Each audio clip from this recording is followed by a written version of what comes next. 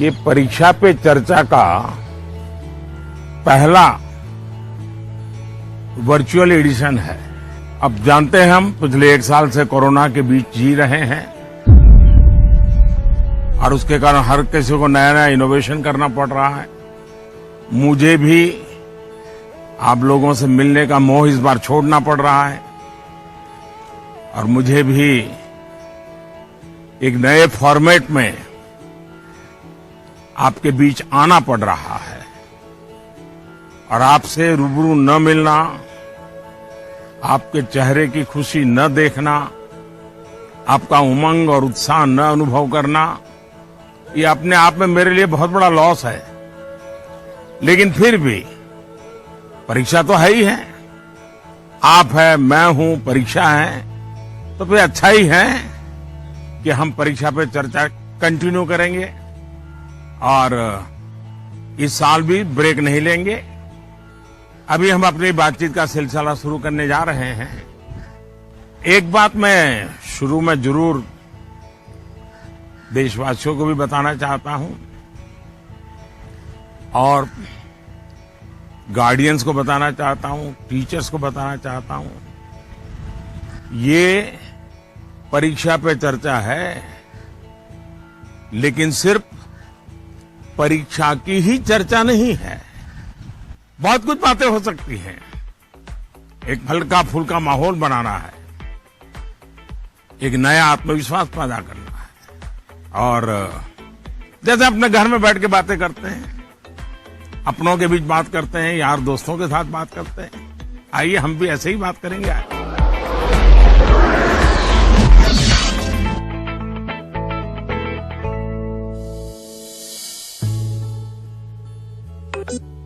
नमस्कार honourable PM sir. नमस्कार। मेरा नाम एन पल्लवी है। मैं 9वीं कक्षा पढ़ रही हूँ। सर, हम अक्सर ऐसा महसूस करते हैं कि पूरा साल पढ़ाई ठीक चल रही होती है, लेकिन जैसे ही परीक्षा निकट आती है बहुत ही तनावपूर्ण स्थिति हो जाती है। कृपया इसके लिए कोई उपाय बताइए सर। बहुत धन्यवाद सर। धन्यवाद पल्लवी। मुझे बताया गया है कि इसी तरह का और भी एक सवाल है। सादर अभिनंदन आदरणीय प्रधानमंत्री जी। मेरा नाम अर्पण पांडे है। मैं global Indian international school Kuala Lumpur Malaysia में 12वीं कक्षा का छात्र हूँ। मैं आपसे अपनी भावी भविष्य की सफलता हेतु एक प्रश्न के उत्तर की आकांक्षा करता हूँ और आशा करता हूँ कि आप इसमें मेरा मार्गदर्शन करेंगे। मेरा प्रश्न है, परीक्षा की तैयारी के दौरान हमारे मन में आने वाले भय और तनाव से हम कैसे उभरे? कि क्या होगा अगर अच्छे अंक और अच्छा कॉलेज मिलेगा या नहीं? धन्यवाद। पल्लवी, अर्पण, देखिए आप जब ये फियर की, डर की बात करते हैं तो मुझे भी डर लग जाता है। अरे ऐसी कौन सी बात है जिसके लिए डरना चाहिए? क्या पहली बार एग्जाम देने जा रहे हो क्या पहले कभी एग्जाम दी नहीं? क्या आपको मालूम नहीं था कि मार्च महीने, अप्रैल महीने में एग्जाम आती है? सब पता है, पहले से पता है, साल भर पहले से पता है। अचानक तो नहीं आया है, और जो अचानक नहीं आया है, कोई आसमान नहीं टूट पड़ा है। इसका मतलब हुआ कि आपको डर एग्जाम का नहीं है, आपको डर किसी और का है। वो क्या है? आपके आसपास एक माहौल बना दिया गया है कि यही एग्जाम सब कुछ है, यही जिंदगी है और इसके लिए पूरा सामाजिक वातावरण, कभी कभी स्कूल का वातावरण भी, कभी कभी माँ बाप भी, कभी अपने रिश्तेदार भी एक ऐसा माहौल बना देते हैं, ऐसी चर्चा करते हैं कि जैसे कोई बहुत बड़ी घटना से आपको गुजरना है, बहुत बड़े संकट से गुजरना है। मैं उन सब से कहना चाहूंगा, खास करके मैं पेरेंट्स से कहना चाहता हूं, आपने क्या करके रख दिया है? मैं समझता हूं कि ये सबसे बड़ी गलती है। हम आवश्यकता से अधिक ओवर कॉन्शियस हो जाते हैं, हम थोड़े ज्यादा ही सोचने लग जाते हैं और इसलिए मैं समझता हूं कि जिंदगी में ये कोई आखिरी मुकाम नहीं है। ये जिंदगी बहुत लंबी है, बहुत पड़ाव आते हैं। एक छोटा सा पड़ाव है। हमें दबाव नहीं बनाना चाहिए। चाहे टीचर हो, स्टूडेंट हो, परिवारजन हो, यार दोस्त हो। अगर बाहर का दबाव कम हो गया, खत्म हो गया, तो एग्जाम का दबाव कभी महसूस नहीं होगा। कॉन्फिडेंस फलेगा, फूलेगा, प्रेशर रिलीज हो जाएगा, डिक्रीज हो जाएगा। और बच्चों को घर में सहज तनाव मुक्त जीना चाहिए। छोटी मोटी हल्की फुल्की बातें जो रोज करते थे वैसी करनी चाहिए। देखिए दोस्तों, पहले क्या होता था? पहले माँ बाप बच्चों के साथ ज्यादा इन्वॉल्व रहते थे और सहज भी रहते थे और कई विषयों पर इन्वॉल्व रहते थे। आज जो भी इन्वॉल्व रहते हैं वो ज्यादातर कैरियर, एग्जाम, पढ़ाई, किताब, सिलेबस, मैं उसको सिर्फ इन्वॉल्वमेंट नहीं मानता हूं। और इससे इन्हें अपने बच्चों के असली सामर्थ्य का पता नहीं होता है। अगर माँ बाप ज्यादा इन्वॉल्व है तो बच्चों की रुचि, प्रकृति, प्रवृत्ति इस सबको अच्छी तरह समझते हैं और जो कमियां हैं उन कमियों को समझ करके उसको भरने की कोशिश करते हैं। और उसके कारण बालक का कॉन्फिडेंस लेवल बढ़ता है। उसकी स्ट्रेंथ माँ बाप को पता है, उसकी वीकनेसेस माँ बाप को पता है। और उसके कारण माँ बाप समझते हैं कि ऐसे समय वीकनेसेस को बाजू में करो, स्ट्रेंथ को जितना बल दे सकते हो दो। लेकिन आज कुछ माँ बाप इतने व्यस्त हैं कि उन्हें बच्चों के साथ रियल सेंस में इन्वॉल्व होने का समय ही नहीं मिलता। इसका परिणाम क्या होता है? आज बच्चे के सामर्थ्य का पता लगाने के लिए पेरेंट्स को एग्जाम के रिजल्ट का शीट देखना पड़ता है और इसलिए बच्चों का आकलन भी बच्चों के रिजल्ट तक ही सीमित हो गया है। मार्क्स के परे भी बच्चे में कई ऐसी चीजें होती हैं जिन्हें पेरेंट्स मार्क ही नहीं कर पाते हैं। साथियों, हमारे यहां एग्जाम के लिए एक शब्द है कसौटी। मतलब खुद को कसना है। ऐसा नहीं है एग्जाम आखिरी मौका है, बल्कि एग्जाम तो एक प्रकार से एक लंबी जिंदगी जीने के लिए अपने आप को कसने का उत्तम अवसर है, एक अपॉर्चुनिटी है। समस्या तब होती है जब हम एग्जाम को ही जैसे जीवन के सपनों का अंत मान लेते हैं, जीवन मरण का प्रश्न बना देते हैं। दरअसल एग्जाम जीवन को गढ़ने का एक अवसर है, एक अपॉर्चुनिटी है, एक मौका है। उसे उसी रूप में लेना चाहिए। एक्चुअली हमें अपने आप को कसौटी पर कसने के मौके खोजते ही रहना चाहिए ताकि हम और बेहतर कर सकें। हमें भागना नहीं चाहिए। आइए दोस्तों, अगले सवाल की तरफ बढ़ते हैं। माननीय प्रधानमंत्री जी नमस्कार। मेरा नाम पुण्य सुन्या है। मैं कक्षा 11वीं की छात्र हूँ। मेरे विद्यालय का नाम विवेकानंद केंद्र विद्यालय निर्जुली, डिस्ट्रिक्ट पापुमपारे, स्टेट अरुणाचल प्रदेश है। माननीय प्रधानमंत्री जी, कुछ सब्जेक्ट्स और कुछ चैप्टर्स है जिनको लेकर मैं सहज नहीं हूँ, उनसे पीछा चुराने में लगी रहती हूँ। मैं चाहे कितनी भी कोशिश क्यों ना करूँ, मैं उन्हें पढ़ नहीं पाती हूँ। शायद ये इसलिए होता है क्योंकि मुझे उनसे डर लगता है। सर, इस स्थिति को कैसे दूर किया जा सकता है? धन्यवाद सर। चलिए, आंध्र से हम मलेशिया से अब अरुणाचल पहुंच गए और मुझे बताया गया है कि इसी प्रकार का कोई और एक सवाल भी है। माननीय प्रधानमंत्री जी नमस्कार। मेरा नाम विनीता गर्ग है और मैं SRDAV पब्लिक स्कूल में 25 वर्ष से कार्यरत हूँ। मेरा प्रश्न है, कुछ सब्जेक्ट्स ऐसे हैं जिसमें कई स्टूडेंट्स को डर का सामना करना पड़ता है, इस वजह से वह इनसे बचते हैं। इसके बारे में इतिहास या गणित जैसे विषयों के शिक्षक अच्छी तरह से समझ सकते हैं। टीचर के तौर पर इस स्थिति को और बेहतर बनाने के लिए हम क्या कर सकते हैं? ये कुछ अलग प्रकार का ही विषय मेरे सामने आया। मैं कोशिश करूंगा कि स्टूडेंट्स के मन को छू सकूं और टीचर्स की बात पर गौर के साथ कुछ समाधान बता सकूं।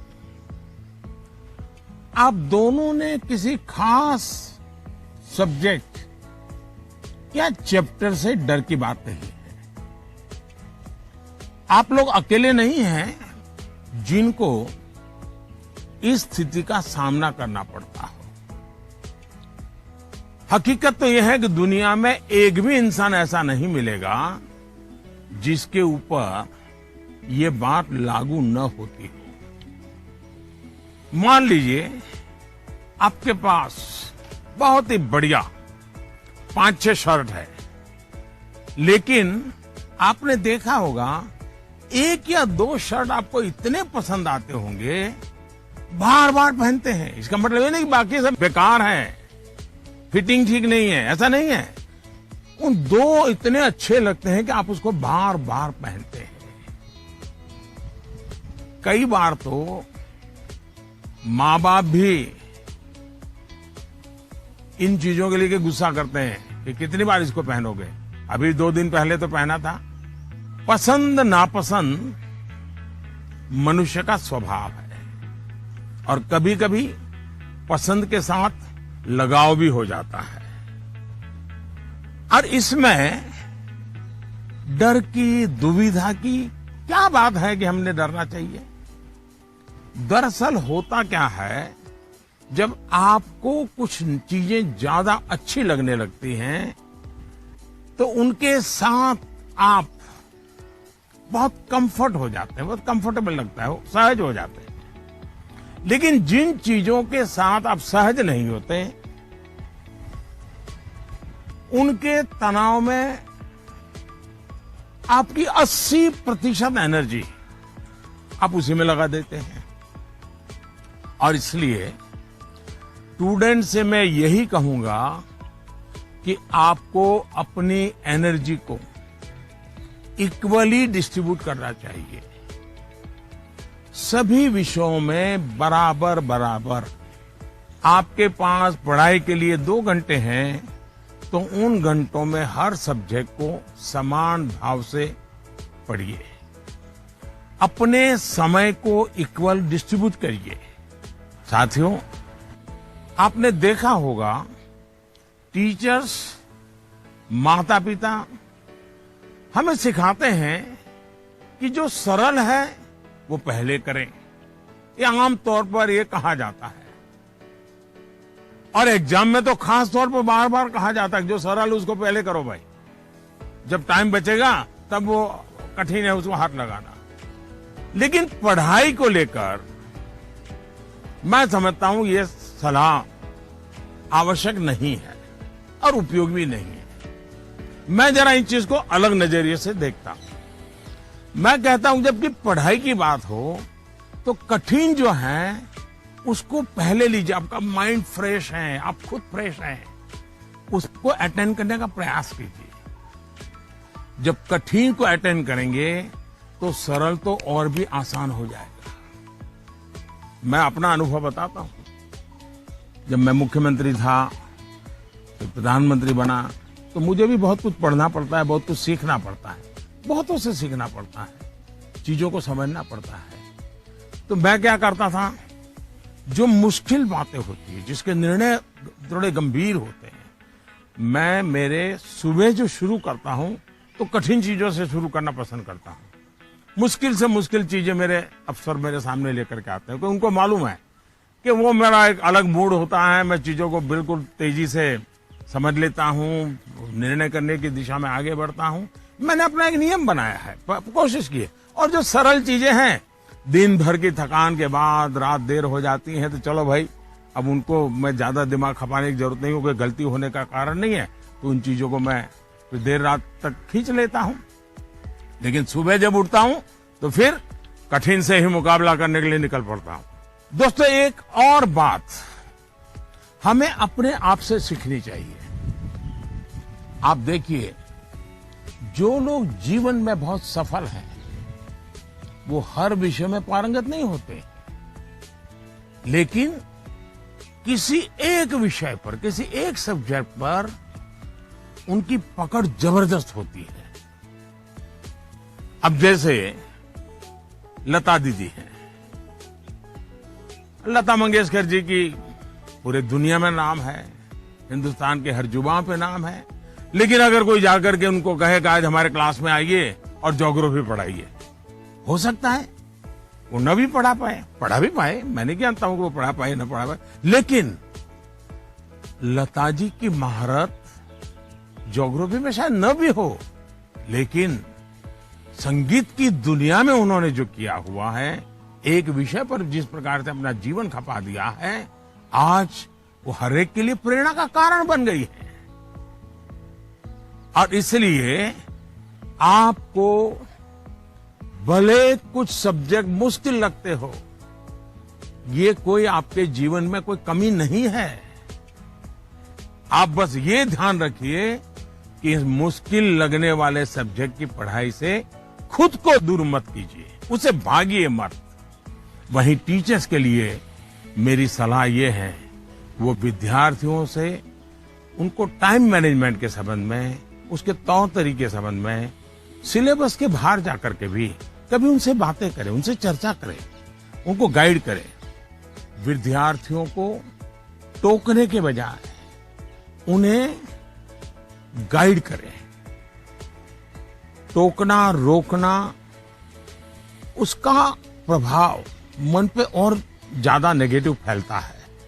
प्रोत्साहित करने से वो कॉन्सेंट्रेटेड ताकत के रूप में कन्वर्ट हो जाता है। कुछ बातें क्लास में सार्वजनिक तौर पर जरूर कहें ताकि सबका प्रबोधन होगा, लेकिन बहुत सी बातें ऐसी होती हैं जब किसी एक बच्चे को बुला करके चलते चलते थोड़ा सर पे हाथ रख करके बहुत ही प्यार से कहे, देखो भैया तुम इतने बढ़िया करते हो, जरा देखो इसको जरा थोड़ा ये कर लीजिए, देखिए तुम्हारे में बहुत बड़ी ताकत है, आप देखिए ये बहुत काम आएगा, बहुत काम आएगा। एक काम करिएगा,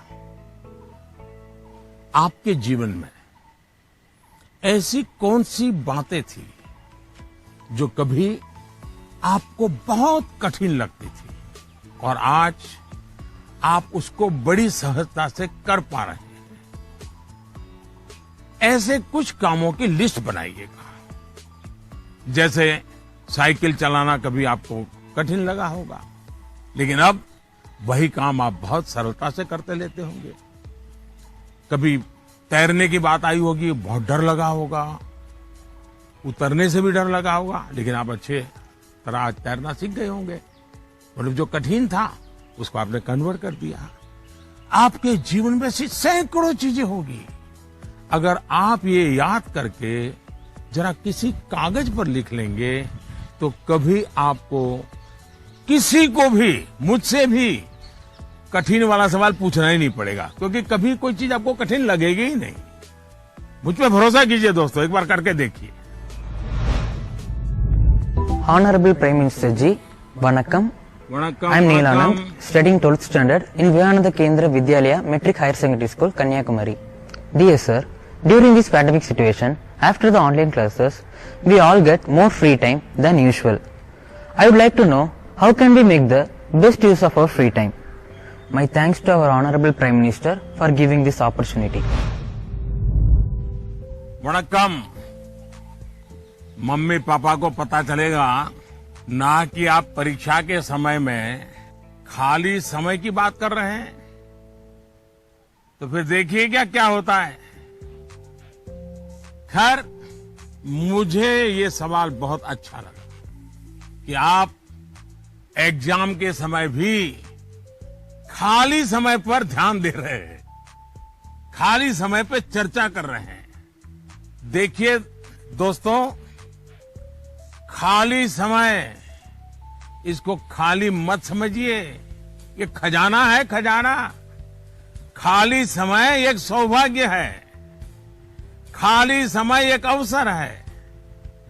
आपकी दिनचर्या में खाली समय के पल होने ही चाहिए, वरना तो जिंदगी एक रोबोट जैसी हो जाती है। दरअसल खाली समय दो तरह के हो सकते हैं। एक जो आपको सुबह से ही पता है कि आज आप 3 से 4 बजे तक फ्री हैं, या आने वाले रविवार को आप आधा दिन फ्री हैं, या आप 4 तारीख को छुट्टी है, आप दोपहर तक आपके पास कोई काम नहीं, आपको पता है। लेकिन दूसरा वो जिसका पता आपको लास्ट मोमेंट में चलता है। अगर आपको पहले से ही पता है कि मेरे पास खाली समय है, तो आप अपने पेरेंट्स या अपने बहन भाई से कह सकते हैं कि मैं आपकी हेल्प करूंगा। आपको क्या काम करना है, आप क्या कर रहे हैं, मैं क्या हेल्प कर सकता हूं। दूसरा, आप सोचें कि ऐसी कौन सी चीजें हैं जो आपको खुशी देती है। थोड़ा भारी भरकम शब्द है, स्वांतः सुखाय, जिसमें से आपको सुख मिलता है, आपको आनंद मिलता है, आपके मन को बहलाती हैं। आप ऐसा भी कुछ कर सकते हैं। अब आपने मुझे पूछा है, तो मैं भी सोचता हूं कि मैं क्या करना पसंद करता हूं। मैंने अपनी दिनचर्या में ऑब्जर्व किया है कि अगर मुझे थोड़ा सा भी खाली समय मिल जाए, और अगर झूला है, तो मेरा मन करता है कुछ पल में झूले पर जरूर बैठूं। बहुत थकान है और 5 मिनट का भी समय मिल गया, या फिर मैं कोई काम भी कर रहा हूं, तो अपने खाली समय में झूले पर बैठकर, पता नहीं क्या कारण है, लेकिन मेरा मन प्रफुल्लित हो जाता है। जब आप खाली समय अर्न करते हैं, तो आपको उसकी सबसे ज्यादा वैल्यू पता चलती है।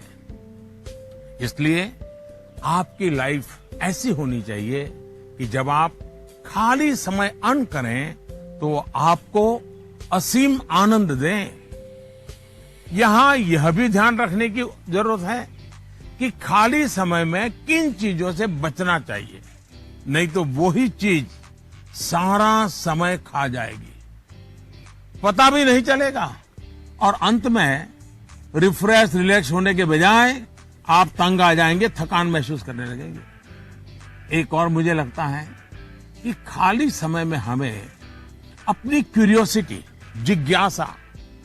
जिज्ञासा बढ़ाने की, और ऐसी कौन सी चीजें हम कर सकते हैं जो शायद बहुत प्रोडक्टिव हो जाएगी।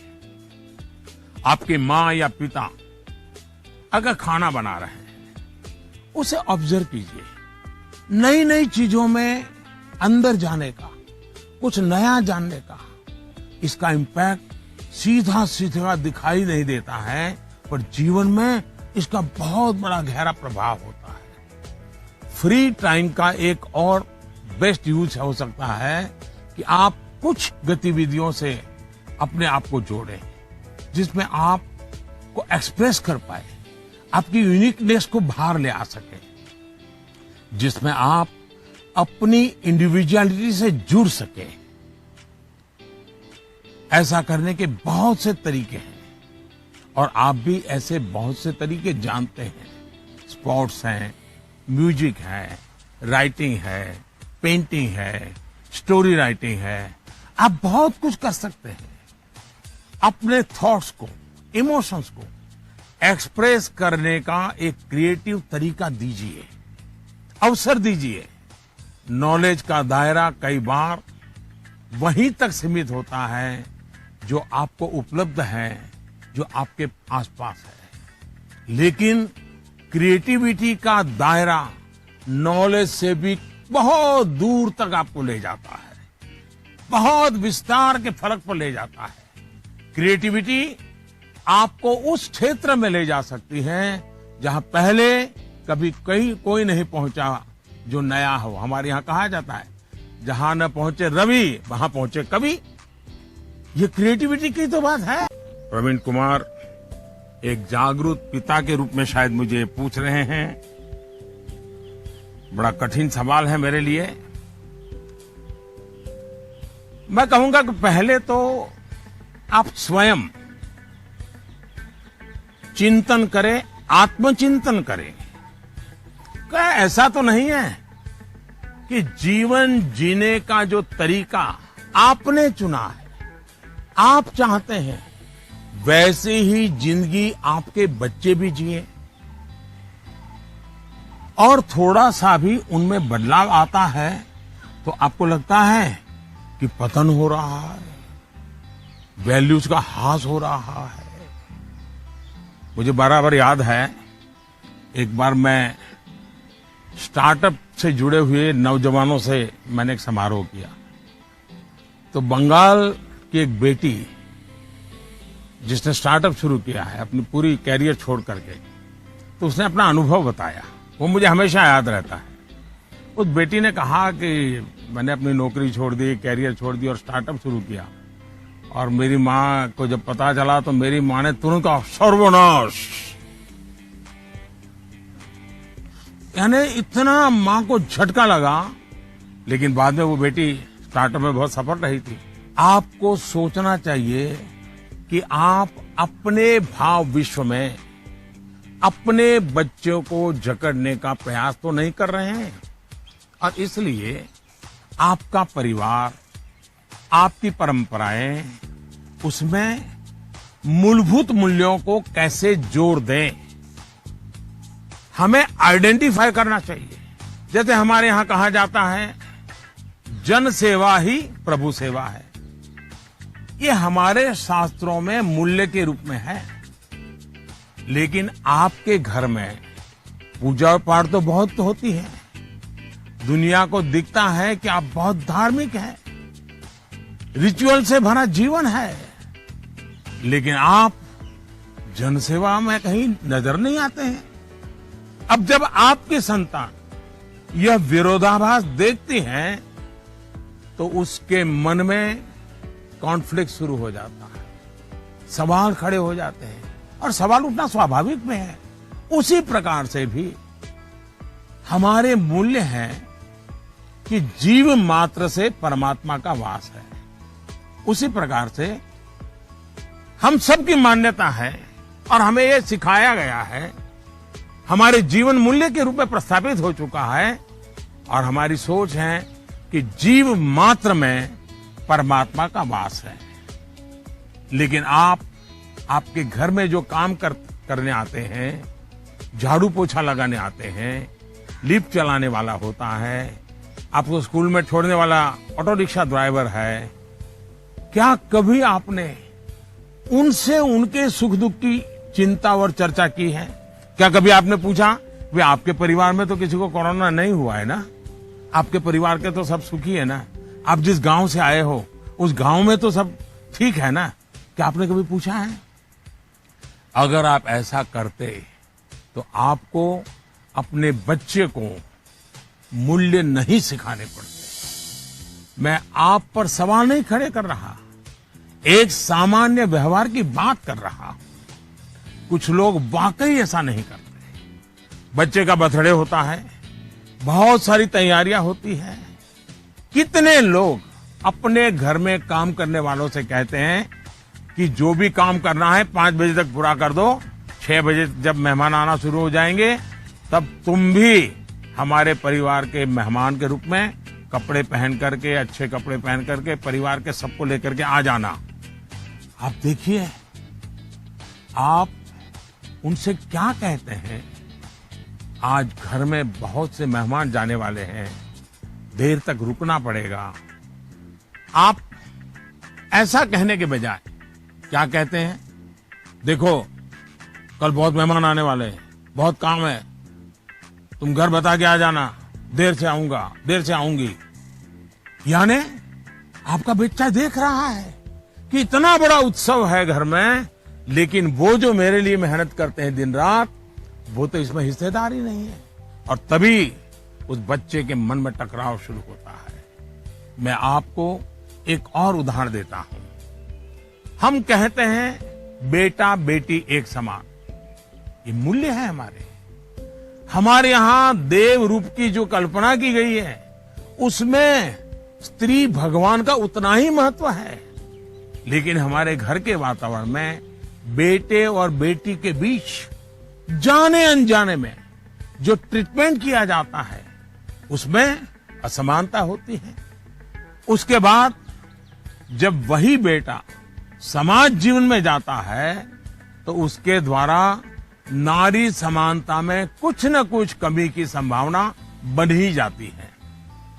ये सही है कि परिवार के संस्कार अच्छे होते हैं तो बुराइयां हावी नहीं होती है, लेकिन 19-20 का ही फर्क होता है। बेटा बेटे के व्यवहार में कुछ न कुछ कमी रह जाती है। इसलिए हमने जो अपना भाव विश्व बनाया हुआ है, वो जब व्यवहार की कसौटी पर खरा नहीं उतरता है, तब बच्चों के मन में अंतर्द्वंद शुरू हो जाता है।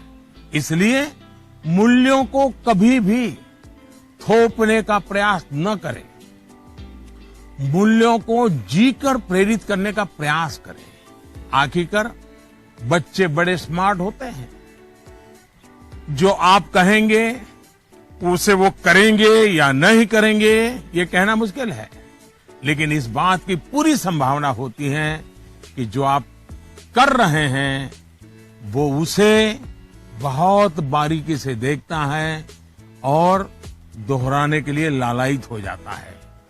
और जब आप इन मूल्यों के साथ हमारे इतिहास, हमारे पुराण, हमारे पुरखों की छोटी छोटी बातों को सहजता से जोड़ेंगे, तो बच्चे भी प्रेरित होंगे। आचार व्यवहार में उतरना आसान हो जाएगा।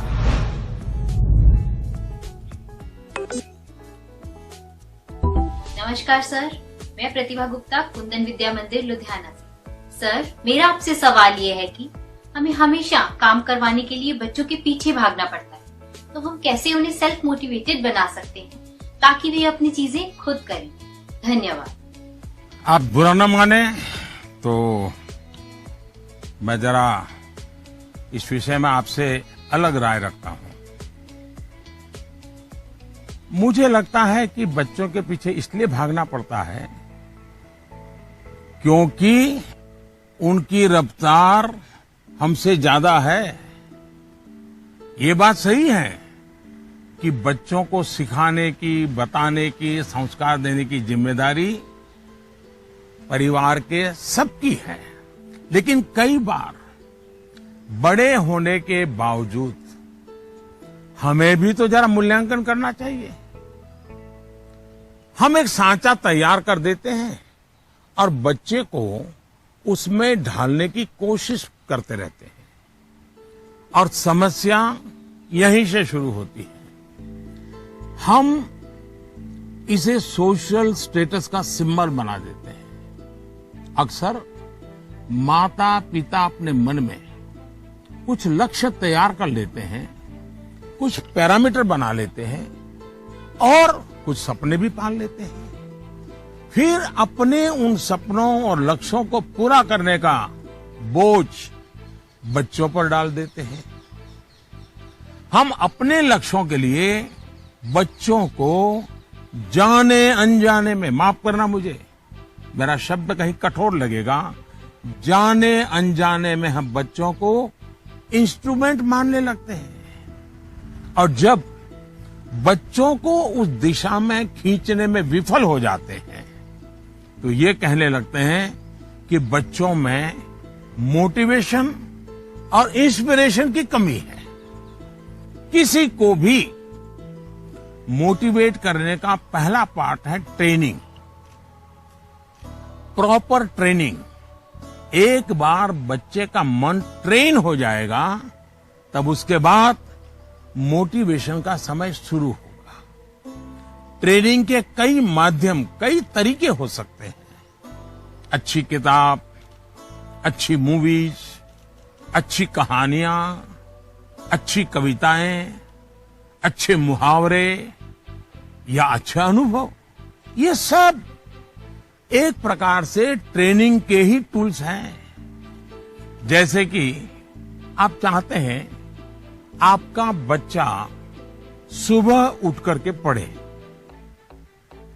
आप उसे कहते हैं, बोलते भी हैं, डांटते भी हैं, लेकिन आपको सफलता नहीं मिलती। लेकिन क्या आपके घर में कभी ऐसी किताबों की चर्चा होती है जिसमें इनडायरेक्टली सुबह उठने के फायदों की चर्चा हो? हमारे यहाँ आध्यात्मिक जीवन के लोग ब्रह्म मुहूर्त से ही उनका दिवस प्रारंभ हो जाता है और वो उसी के नॉर्म्स का पालन करते हैं। तो दूसरी ओर आजकल 5 AM क्लब की भी चर्चा होती है। क्या आपने ऐसी किसी किताब की घर में चर्चा की है या कोई ऐसी मूवी या डॉक्यूमेंट्री देखी है जिसमें इस बारे में वैज्ञानिक तरीके से, तर्कबद्ध तरीके से, इमोशंस के साथ बातें बताई गई हो? ये एक बार करके देखिए। सुबह उठने के लिए बच्चे की ट्रेनिंग खुद ही हो जाएगी। एक बार मन ट्रेन हो गया, मन में बच्चा समझ गया कि सुबह उठने का क्या फायदा है, तो फिर वो खुद मोटिवेट होने लगेगा। यही तो एनवायरनमेंट क्रिएशन होता है जिसकी घर में सबसे ज्यादा जरूरत है। आप बच्चे के बचपन का वो समय याद करिए जब आप उसको गोद में लेते थे। मान लीजिए आपकी जेब में पेन है या आपने चश्मा पहना है, बच्चा उसे खींचता है, चश्मा उतारता है, तो आप क्या करते हैं? आप बच्चे को अगर चश्मा वापस लेने की कोशिश करते हैं तो वो रोता है, पेन वापस लेने की कोशिश करते हैं तो रोता है। तो समझदार माँ बाप क्या करते हैं? उसको एक बड़ा बॉल उसके सामने खड़ा कर देते हैं, लेकर के खड़े हो जाते हैं। बच्चा क्या करता है? चश्मे छोड़ देता है, पेन छोड़ता है, बड़ा बॉल खेलने के लिए ले लेता है, न रोता है। आसानी से आप सॉल्यूशन निकाल देते हैं। आप उसका माइंड डाइवर्ट करके उसे ज्यादा पसंद की दूसरी पॉजिटिविटी देकर उसे मोटिवेट करते थे। ये जो काम आपने पहले किया है जब बच्चा बिल्कुल छोटा था, वही काम आप अब भी कर सकते हैं। आपने सुना होगा, एक दीप से जले दूसरा। आपका बच्चा पर प्रकाशित नहीं होना चाहिए। आपका बच्चा स्वयं प्रकाशित होना चाहिए। बच्चों के अंदर जो प्रकाश आप देखना चाहते हैं, वो प्रकाश उनके भीतर से प्रकाशमान होना चाहिए और वो आपके जागरूक सक्रिय प्रयासों से संभव है। आप अपने एक्शंस में जो बदलाव दिखाएंगे वो बच्चे बहुत बारीकी से ऑब्जर्व करेंगे। यहां एक और बात की ओर मैं आपका ध्यान दिलाऊंगा। बच्चों को कभी भी भय पैदा करके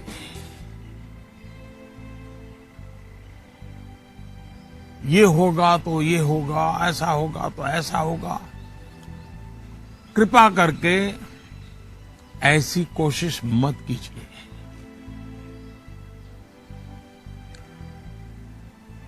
एक प्रकार से वो तरीका लगता तो बहुत आसान है, लेकिन इससे एक तरह से नेगेटिव मोटिवेशन की संभावनाएं बढ़ जाती है।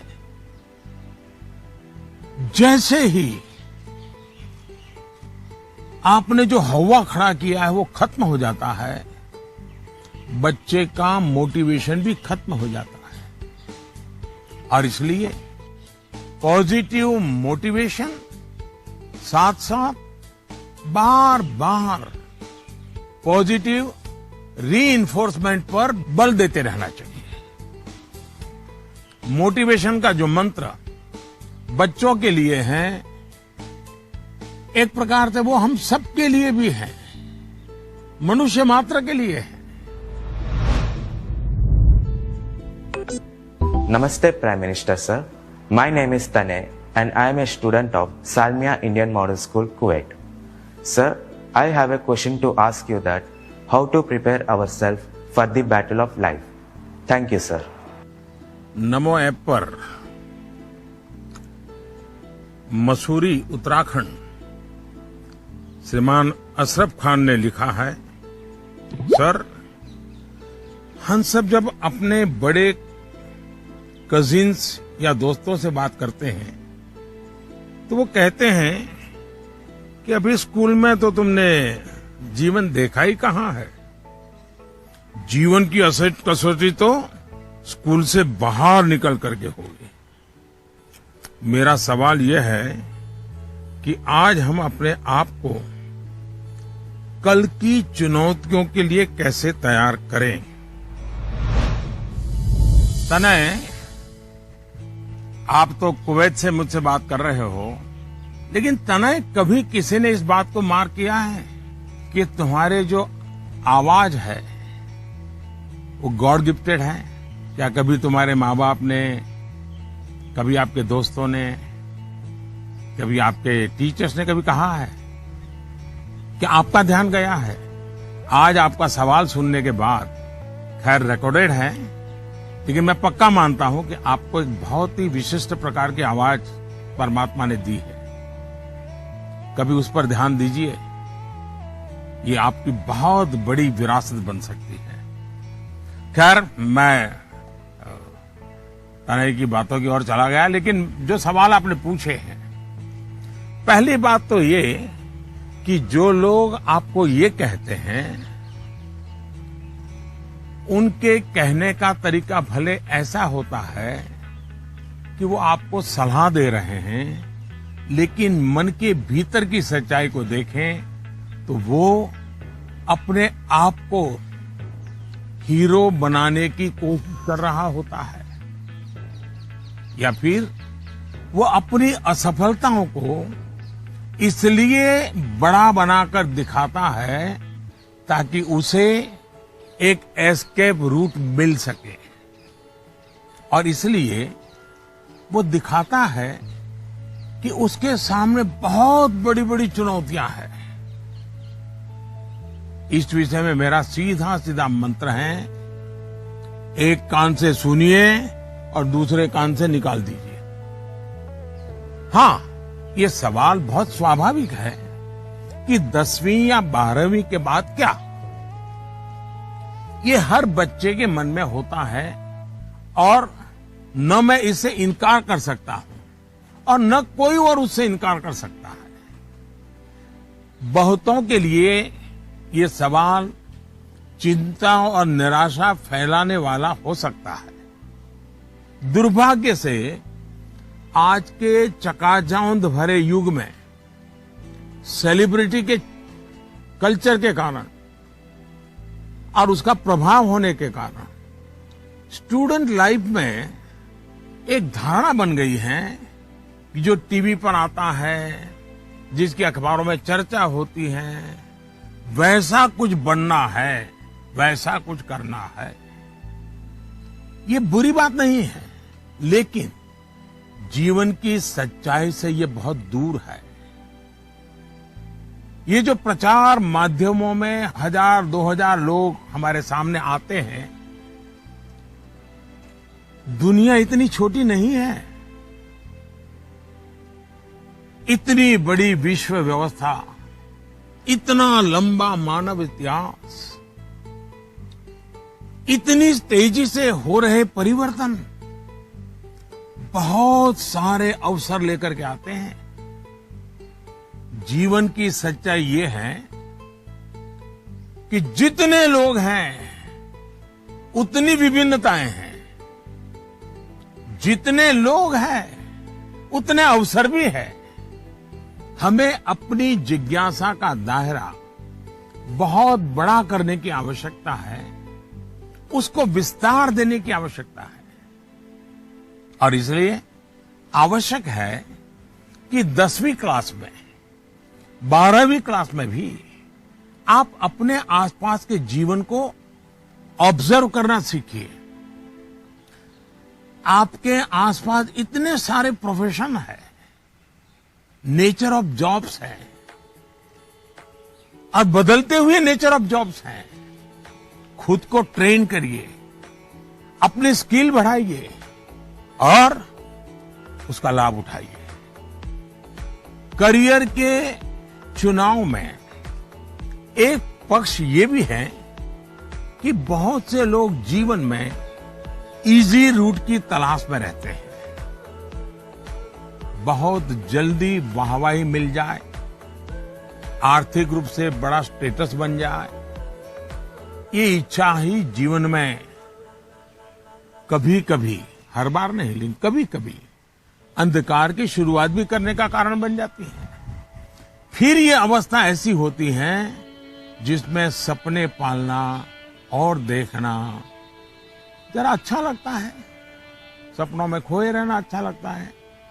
सपने देखना अच्छी बात है, लेकिन सपने को लेकर के बैठे रहना और सपनों के लिए सोते रहना, ये तो सही नहीं है। सपनों से आगे बढ़कर अपने सपनों को पाने का संकल्प, ये बहुत महत्वपूर्ण है। आपको सोचना चाहिए कि आपका वो कौन सा एक सपना है जिसे आप अपने जीवन का संकल्प बनाना चाहेंगे। जैसे ही आप ये संकल्प ले लेंगे, आपको आगे का रास्ता भी उतना ही साफ दिखाई देने लगेगा। माननीय प्रधानमंत्री जी प्रणाम। माफ करिएगा, मेरा सवाल परीक्षा पे आधारित नहीं है, पर कृपया करके आप इस पे हंसिएगा नहीं।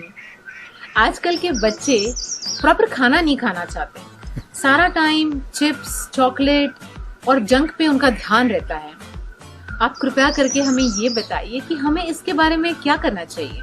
इसी प्रकार के कुछ और सवाल भी मेरे साथ हैं, और ये नरेंद्र मोदी ऐप पर छत्तीसगढ़ रायपुर से सुनीता पॉल जी ने लिखा है, सर हमारे बच्चों को हम जो टिफिन में देते हैं वे उस चीज को खाते नहीं और हमेशा फास्ट फूड खाने की जिद करते हैं।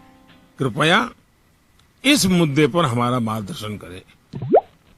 मैं समझ नहीं पा रहा हूं कि मैं ये सारे सवाल सुनकर के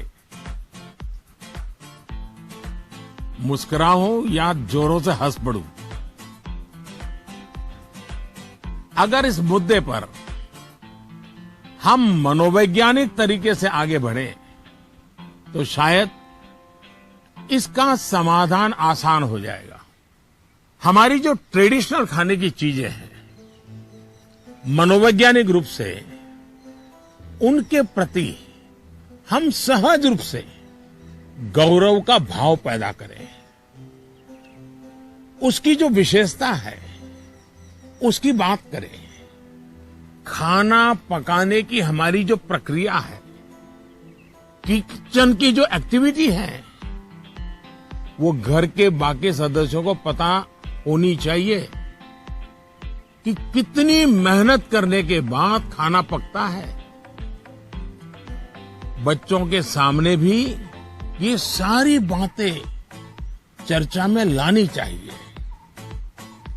कैसे खाना पकता है, कितनी देर लगती है, कितने इंग्रेडिएंट्स होते हैं, उन्हें महसूस होगा कि आखिर कितनी मेहनत का काम होता है और तब जाकर के मेरी थाली भरती है।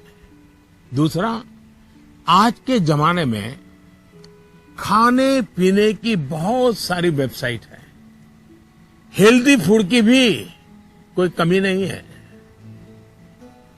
क्या हम इनसे भी जानकारियां जुटाकर ऐसी चीजों को लेकर कोई गेम डेवलप कर सकते हैं जो हम हफ्ते में एक बार खेल सके? जैसे गाजर है, कैरेट, उसके इंपॉर्टेंस पर हम बोलें, उसके क्या फायदे होते हैं, क्या लाभ होते हैं, क्या न्यूट्रिएंट्स होते हैं, ऐसा करके देखें। दूसरा, हम सबके घर में जो फैमिली डॉक्टर है, वो डॉक्टर एक प्रकार से मित्र होते हैं। जब कभी उनका घर आना हो तो उनकी बातें पूरा परिवार सुने कि किस प्रकार के खाने का क्या महत्व है, न्यूट्रिएंट्स कहां से मिलते हैं, क्या खाना चाहिए, वो बता सकते हैं कि आपके घर में क्या प्रॉब्लम हेरिडिटरी है और उनसे बचने के लिए क्या खाना आवश्यक है। इससे भी बच्चों को फायदा होगा। तीसरा, आप टीचर से रिक्वेस्ट कर सकते हैं कि आप बच्चों में ये क्या आपको तकलीफ हो रही है, खास करके खाने के विषय में, टीचर को समझाइए, टीचर को विश्वास में लीजिए। अब देखिए, टीचर बड़ी कुशलता से कथा कहते कहते, बात करते करते, हंसी मजाक में उसके दिमाग में भर देगा कि ये क्यों करना चाहिए। और टीचर के कहने का बच्चों पर अलग ही असर होता है। हमें भी कुछ कुछ नए एक्सपेरिमेंट करते रहना चाहिए।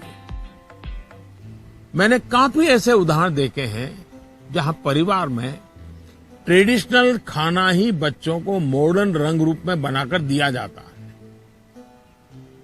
तो उससे बच्चों में भी उसको लेकर एक स्वाभाविक आकर्षण पैदा होता है।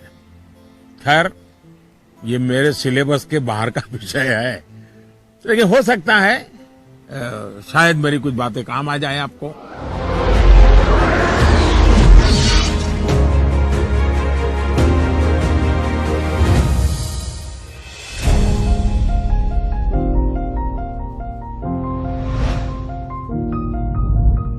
दिव्यांका नमस्कार। दिव्यांका क्या पढ़ती हो? जी सर, मैं कॉमर्स की छात्रा हूँ। और पुष्कर की ही रहने वाली हो? जी सर। तो पुष्कर की कोई पवित्र चीज का मुझे वर्णन करोगी? क्या है पुष्कर की विशेषता? पुष्कर में एकमात्र ब्रह्मा मंदिर है। हाँ। और जो पुष्कर राज है वह 68 तीर्थों का गुरु है। अच्छा, ब्रह्मा का क्या रोल रहा है? जी, उन्होंने पृथ्वी को क्रिएट किया है। अच्छा बताइए दिव्यांका, क्या सवाल था आपके मन में? सर, मेरे कुछ मित्र ऐसे हैं जिनकी मेमोरी एवरेज है। वे किसी भी विषय को कितना भी पढ़ ले, वे परीक्षा में उसे याद नहीं रख पाते हैं। सर, वे ऐसा क्या करें कि वे उस विषय को याद रख सके? अच्छा, तो आपको मेमोरी की जड़ी बूटी चाहिए। जी सर। देखिए दिव्यांका, आप सबसे पहले अपनी डिक्शनरी से इस शब्द को डिलीट कर दीजिए। आप सोचिए ही नहीं कि आपके पास याद करने की शक्ति नहीं है। अगर आप खुद से जुड़ी कुछ घटनाओं को देखें तो आपको पता चलेगा कि वास्तव में आपको बहुत सारी चीजें याद रहती हैं। जैसे आपकी मदर टंग, क्या मदर टंग आपने किसी को बहुत ग्रामर के साथ पढ़ाया था क्या, सिखाया था क्या? नहीं सर। आपको याद होगा? नहीं, नहीं, नहीं। क्या स्कूल में आपने सीखी या किताब में कहीं भी नहीं? हाँ, ये सब सुन करके सीख ली। तो यही वो चीजें हैं, जरा सोचिए कि आपको जो पसंद है, क्या इन चीजों को याद रखने के लिए आपने कभी कोशिश की थी? वो बातें जिनसे आप पूरी तरह जुड़ गए हैं, मग्न हो गए हैं, वो बातें जो आपका हिस्सा बन गई हैं, आपके विचार प्रवाह का हिस्सा बन गई हैं, उन्हें आप कभी नहीं भूलते हैं। दूसरे शब्दों में कहूं तो ये मेमोराइज नहीं है, एक्चुअली ये इंटरनलाइज है। और इंटरनलाइज करना यही इसका एक अच्छा रास्ता है। और इसलिए आपको याद करने पर जोर देने के बजाय आपको उसे जीने की कोशिश करनी चाहिए, सहजता, सरलता, समग्रता के साथ। आपके पास भी वही सारी शक्तियां हैं जो किसी बहुत टैलेंटेड व्यक्ति के पास होती है।